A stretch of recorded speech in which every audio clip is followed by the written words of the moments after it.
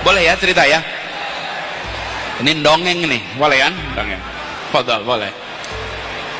Pendaftaran calon gubernur itu tanggal 23 September Pak Kiai. Hari Jumat. Hari Jumat tanggal 23 September, saya sejak bulan Januari, jadi 8 bulan sebelumnya, sudah dijadwalkan berpidato di New York dalam konferensi PBB terkait pendidikan tanggal 23. Lalu bulan Juli reshuffle. Reshuffle itu artinya apa?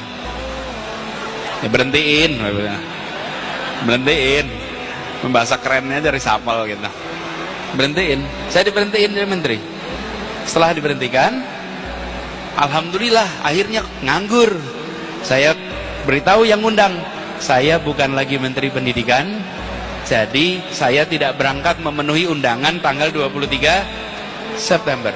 Ternyata dijawab bahwa undangannya tetap berlaku, bukan sebagai menteri tapi sebagai Anda pribadi. Alhamdulillah berangkat gitu kan. Saya ngurus semuanya, siap-siap berangkat Pak Yai.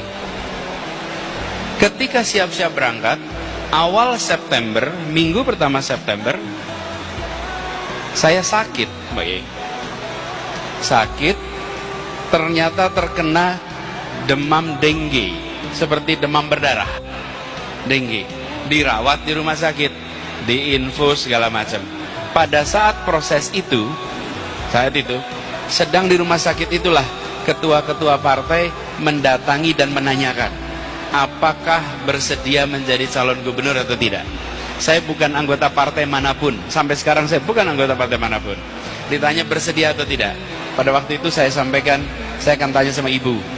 Bila ibu saya memberikan jawaban ya, saya akan jalankan. Bila tidak, tidak. Dan ibu waktu itu menjawab, Anies, kalau ini kepengenannya Anies, nggak usah aja. Tapi kalau ini adalah permintaan dari umat, maka kerjakan. Bismillah, tawakal Allah. Saya bilang, saya tidak pernah punya rencana, saya tidak punya rencana. Sama sekali tidak pernah terbayang. Saya bilang, bismillah. Jadi saya jawab bersedia. Jadi Pak Yai, rute hidup kami itu berubah.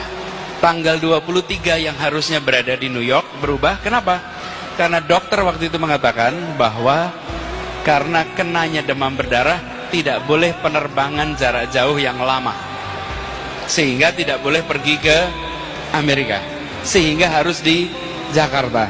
Karena itulah kemudian akhirnya saya terbawa di dalam urusan politik di Jakarta sehingga menjadi calon gubernur. Apa Bapak sekalian? Gigitan nyamuk yang dikirim Allah mengubah jalur ini semua. Satu gigitan nyamuk membuat seluruh perjalanan hidup berubah. Bahwa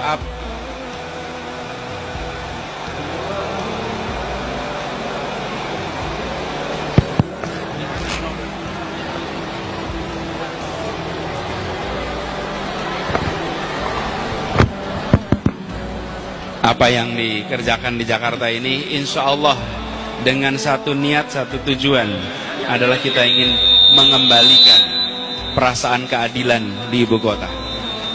Bapak Ibu semua, Pak Kiai, soal keadilan inilah yang kita perjuangkan.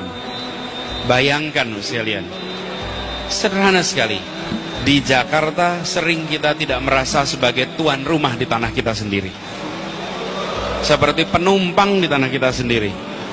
Mengadakan maulid di Monas tidak boleh, mau potong korban di sekolah tidak boleh, mengadakan kegiatan-kegiatan di tempat yang sudah biasanya takbiran malam lebaran. Ini tanah kita.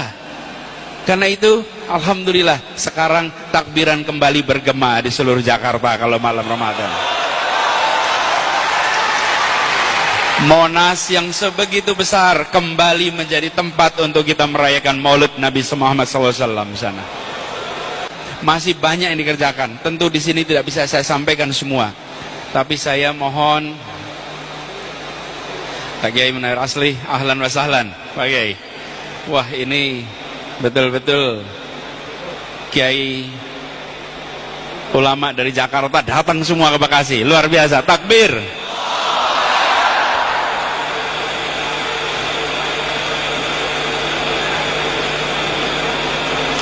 Kiai Munawir Asli sudah datang, Kiai Abdul Rosid Abdullah Safi sudah datang, Ustadz Haikal Hasan. Biasanya ngeliatin YouTube ya, YouTube-nya. Emang selalu viral. Nah, Bapak Ibu sekalian, saya akan akhiri sambutan pada pagi hari ini dengan mengucapkan terima kasih. Terima kasih kepada keluarga besar Kiai Haji Nur Ali, khususnya pada Pak Kiai Amin Nur yang telah mengundang untuk bisa meneruskan silaturahmi ini. Insya Allah ikatan silaturahminya kita teruskan sampai generasi berikutnya. Dan insya Allah apa yang diperjuangkan oleh orang-orang tua kita dulu bisa kita teruskan sekarang dan di masa yang akan datang. Mohon didoakan bisa istiqomah dalam menghadapi semua tantangan yang ada. Semoga dijauhkan dari segala macam fitnah, dijauhkan dari segala macam bencana. Dan izinkan saya mengakhiri dan mengucapkan terima kasih. Insya Allah kita bisa berjumpa di waktu yang akan datang. Mohon maaf apabila ada kata yang salah. Wallahu muwaffiq ila aqwamit thoriq.